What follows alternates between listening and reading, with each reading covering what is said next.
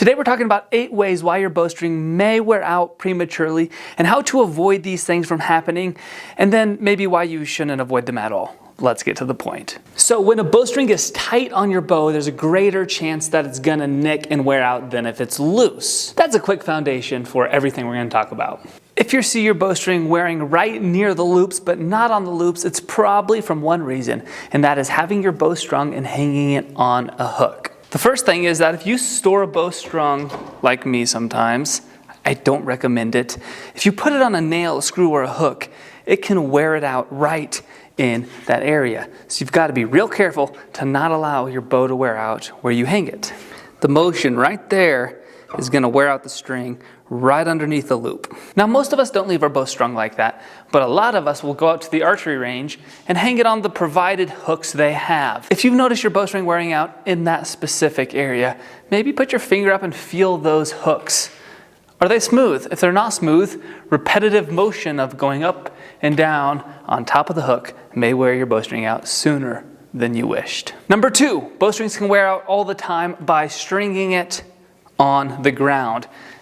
The reason is your nock is right near the ground, and if the ground's uneven or something, your string can actually come in contact with a rock or something on the ground, causing it to wear out. Also, the other thing is that let's say it's a dusty area, you could have dust on your bow, string the bow, and then you've got little pebbles stuck between your bowstring and the bow. And when you shoot that, it'll probably fall out at some point, but it does wear a little bit, and if it's always dusty and always gravelly, there's more friction on the tight bowstring, causing it to wear out sooner than you probably want. If I'm gonna do a leg method of some sorts to string a bow, I'm definitely not gonna put it on concrete. For example, right now I've got these mats that I'm stringing the bow on, but always a bowstringer's gonna be your best bet, and make sure your knock grooves are clean before you put your bowstring in. Number 3, I've seen people do this out hunting. They'll use their bow as a walking stick. Again, you're gonna be causing a possibility of nicking the loop of the bowstring. So just don't do that. Get yourself some walking sticks maybe, or take your bowstring off. Number 4, if you're like me, you like to make bows. And when you make a bow, you need to make sure you sand the knock grooves super smooth, and that'll keep your bowstring from fraying as quickly. 5, another one primarily for you hunters out there, don't use it as a walking stick, but another thing, if you hunt in some thick brush, sometimes right in there, you know what I'm talking about, gets caught on weeds, and if it gets caught on weeds, you might pull it out of these weeds. I know I've done it. Again, it could cause it to break. Not in the moment, but the more friction, the more wear and tear, the greater chances that it will break. The 7th way I see is transporting the bow. Maybe walking up to the truck, tossing the bow in the truck with the string on it, and now anything else in the truck can touch this string.